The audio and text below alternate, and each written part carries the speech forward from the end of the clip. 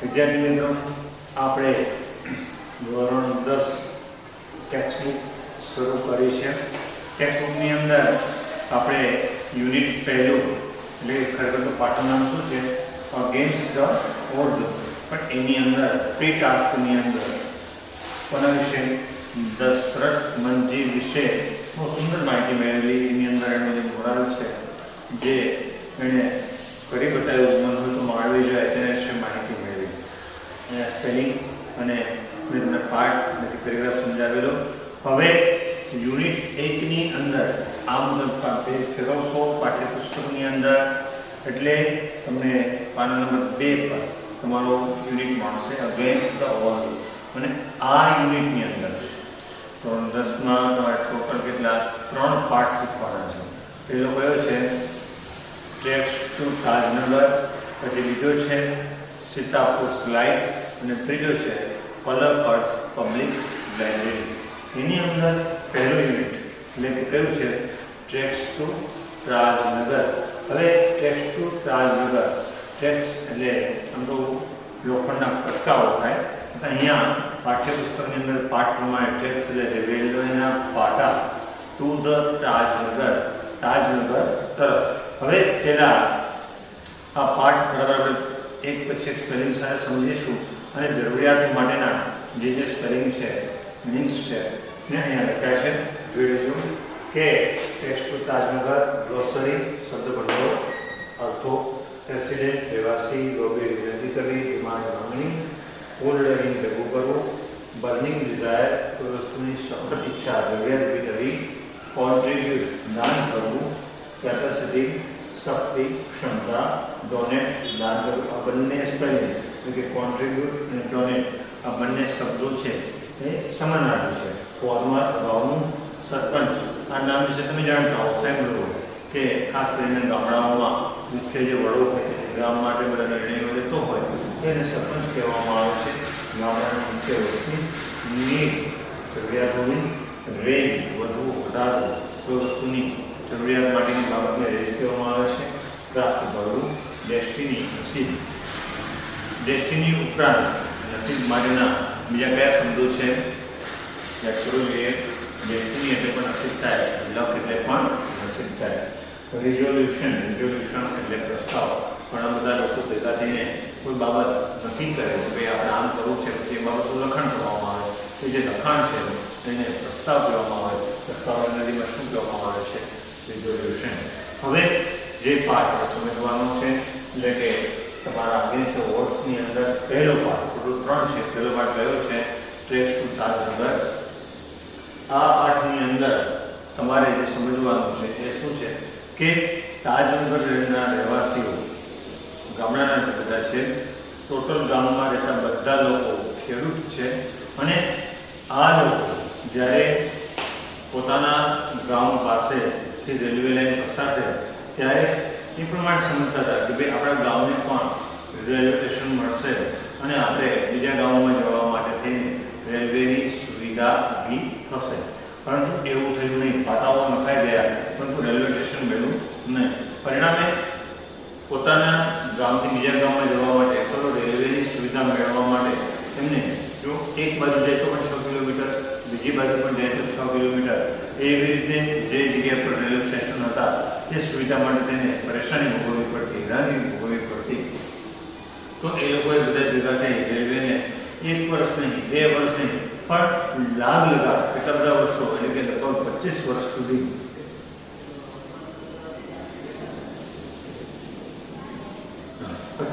સુધી એ લોકોએ રેલવેને વિનંતી કરી કે ભાઈ અમને રેલવે સ્ટેશન આપવામાં આવે. આટલી બધા વર્ષો સુધી વિનંતી કરવા છતાં રેલવેએ ન તો રેલવે સ્ટેશન બનાવી હતા, ન રેલવે સ્ટેશન બનાવી હતું, ન તો કોઈ ખાસ પગલાં લઈ શક્યું. અને રેલવે એવો જવાબ આપ્યો કે ભાઈ ત્યાં રેલવે સ્ટેશન બનાવવા માટે રેલવે પાસે ભંડોળ નથી, નાણાં.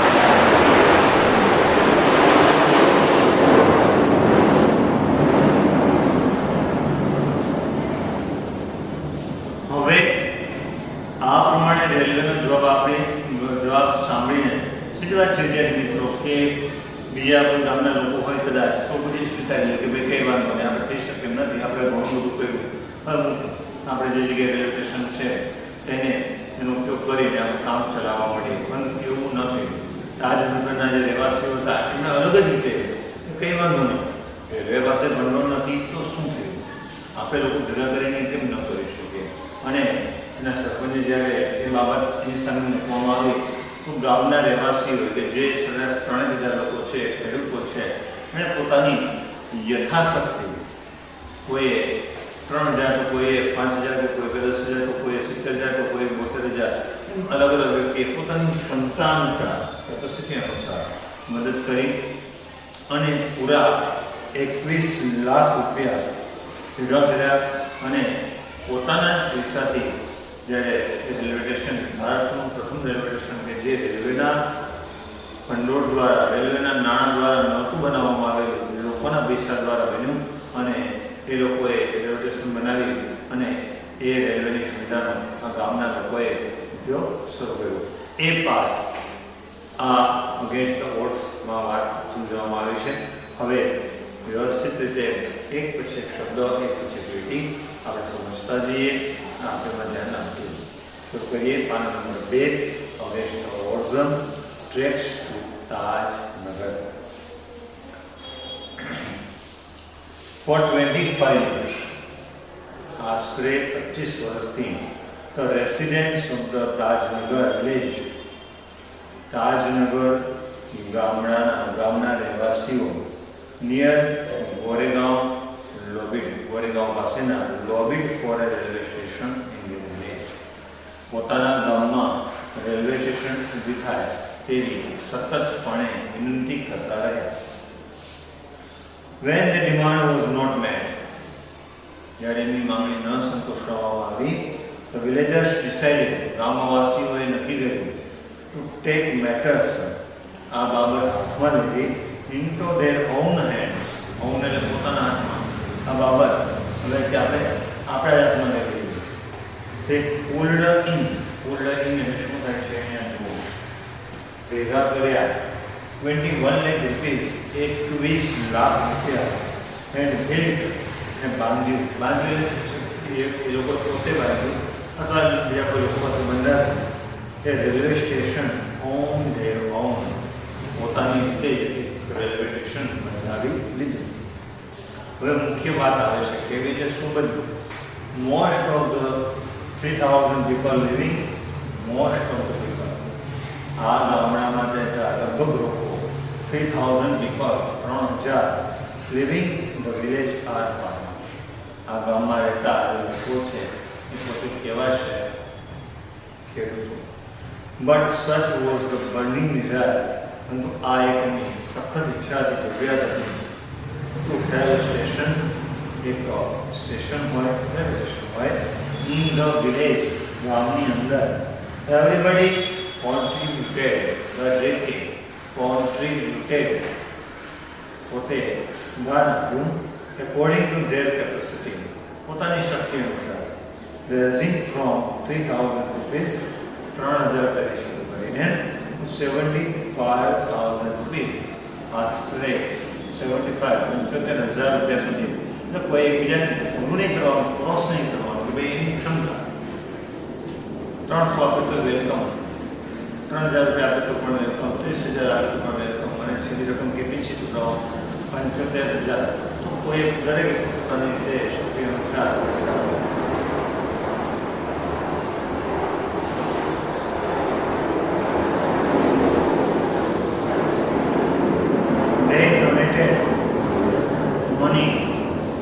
તેઓએ દાન કર્યું for the station, railway station માટે.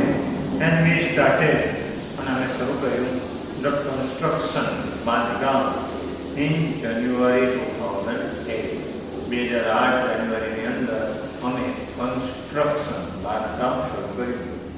સેડ રણજીતસિંહ, રણજીતસિંહે કહ્યું કે ફોર્મર વિલેજ, ફોર્મર એટલે શું થાય છે જુઓ, અગાઉના રહી ચૂકેલા સરપંચ કે જેમનું નામ શું હતું, રણજીતસિંહ. પરીક્ષામાં પ્રશ્ન તમને પૂછી શકે છે કે અગાઉના સરપંચનું નામ જણાવો, તે તમને આપેલો હશે, તમારે એમાંથી એ જવાબ શોધવાનો રહેશે. અગાઉના જે હતા સરપંચ રણજીતસિંહ 2008ની અંદર જાન્યુઆરીમાં, એમણે સૂચન કર્યું કે ભાઈ આ પ્રમાણે લોકોએ પોતાની શક્તિ અનુસાર દાન કર્યું અને 2008માં જાન્યુઆરીમાં બાંધકામ શરૂ કર્યું. હવે આગળની વાત આવે છે. There are a large number of people in the village. ગામની અંદર એવા ઘણા બધા લોકો છે. નંબર ઓફ પીપલ, ઘણા બધા લોકો ઇન ધ વિલેજ, ગામડામાં છે, whom need, કે જેમની જરૂર પડે છે, ટુ ગો, જવા માટે. હવે જવા માટે કયા કયા ગામની જરૂર પડે? સીધી વાત છે કે ભાઈ ગામ હોય, ગામડું હોય તો અમુક સુવિધાઓ શક્ય છે કે ન ઉપલબ્ધ હોય તો બાજુના ગામોમાંથી એ લોકોને લાવવું પડતું હોય. તો કયા કયા ગામો છે? ગોરેગાંવ છે, દિલ્હી છે એન્ડ દેવાસ. ગોરેગાંવ, દિલ્હી અને દેવાસ આ જગ્યાએ જવાની એ લોકોને જરૂર પડે છે. There are students, વિદ્યાર્થીઓ પણ છે, who go to colleges. છોકરાઓ છે, વિદ્યાર્થીઓ છે, એ ભણવા માટે કઈ જગ્યાએ જાય છે? who go to colleges, કે જેઓ કોલેજમાં ભણવા માટે જાય છે. Till now, હજી સુધી, હમણાં સુધી, we had to either go to Harli Mandi or Patli to catch a train. Till now, હમણાં સુધી, we had to either go to, અમારે જવું પડતું હતું કાં તો હલીમંડી or પાટલી અથવા પટલી to catch a train. બાજુના ગામડાઓ હશે, કયું છે? હલીમંડી અથવા તો પટલી. ત્યાં પોતાના શહેરોમાં જવા માટે જે કહેવામાં આવ્યું, કયા કયા ગોરેગાંવ છે, દિલ્હી છે, દેવાસ છે, ત્યાં જવા માટે એમને આ બે ગામોમાં ટ્રેન પકડવા માટે જવું પડતું. બોધ સ્ટેશન્સ આ બંને રેલવે સ્ટેશનો છે 6 કિલોમીટર અવે, 6 કિલોમીટર દૂર રાજનગર.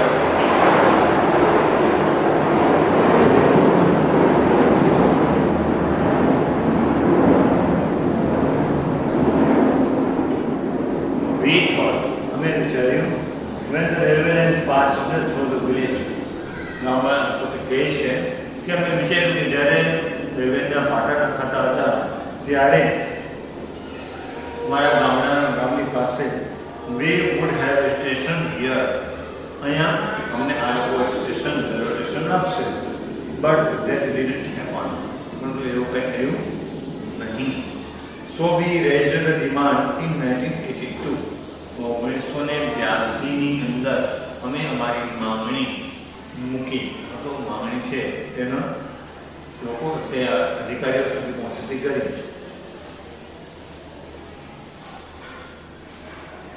But the railways,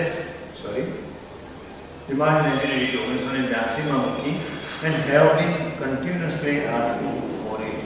અને તેના માટે સતતપણે asking for it, એ માંગણી માટે અમે asking for પૂછતા રહ્યા, માંગતા રહ્યા.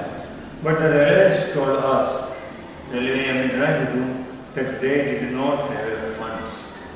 એની પાસે કોઈ ભંડોળ, ફંડ્સ એટલે ભંડોળ હોવું, ભંડોળ ન હતું.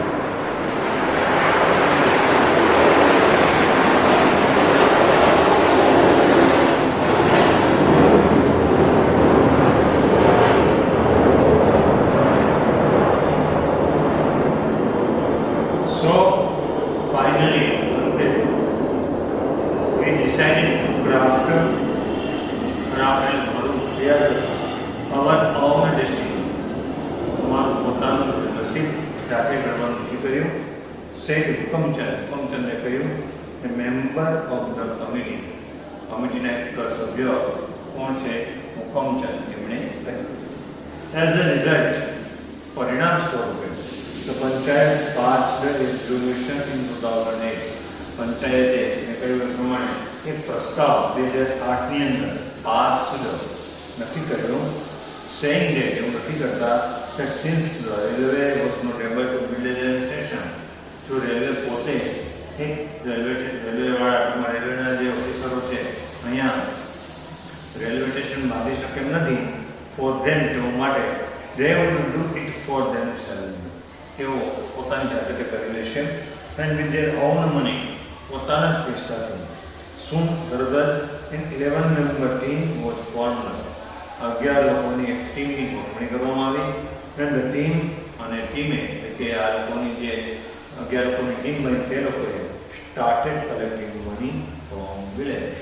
અને જે લોકોએ ગામવાસીઓએ જે પ્રમાણે પૈસા નોંધાવેલા કે ભાઈ કોઈ 3,000, કોઈ 10,000, કોઈ 30,000, કોઈ 75,000, એ ગામવાસીઓ પાસેથી આ 11 લોકોની ટીમે પૈસા ભરાવવાનું શરૂ કર્યું. ઓન છેલ્લો પેરેગ્રાફ જુઓ. ઓન 7 જાન્યુઆરી 2010, 2010 જાન્યુઆરી, 7મી જાન્યુઆરી, as a result of their effort, તેઓના પ્રયાસોના કારણે the first railway station, પહેલું railway station in the country, દેશની અંદર, on which, કે જેના ઉપર the railway did not have to spend a single rupee.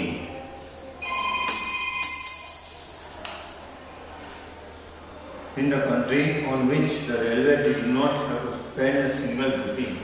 રેલવેએ એક રૂપિયો પણ ખર્ચવાનો ન હતો, સ્ટાર્ટેડ ઓપરેશન્સ, પોતાનું કાર્ય કરવાનું શરૂ કરી દીધું. તો વિદ્યાર્થી મિત્રો, અહીંયા આગળ વર્ષની અંદર તમારો પહેલો પાઠ ટેક્સ્ટ ટુ તાજનગર આપણે સમજ્યા. બરાબર સમજી લેજો. કોઈ જગ્યાએ પ્રશ્નની તકલીફ હોય તો ટીક આઉટ કરી લેજો. બરાબર વાંચી જજો. આ એની ગ્લોસરી છે. બરાબર. હવે પછીના વિડીયો લેક્ચરની અંદર આપણે સીતાપુર સ્લાઇડ વિશે વાત કરીશું અને ત્યાર પછી કલંકર્સ પબ્લિક લાઇબ્રેરી પાના નંબર 3. આ ત્રણ લેસન બરાબર સમજી લીધા બાદ તમને પેરેગ્રાફ પાઠ્યપુસ્તકમાંથી દસ્તક મંજી માટે અગેન્સ્ટ વર્ષની અંદર આપવામાં આવશે. તમારે પેરેગ્રાફમાંથી અપાયેલા પ્રશ્નોના જવાબ શોધીને લખવાના રહેશે. તો ફરી પછી વિડીયો લેક્ચરની અંદર મળીશું. ઓકે, બરાબર સ્ટડી કરી લેજો. Good day. Thank you.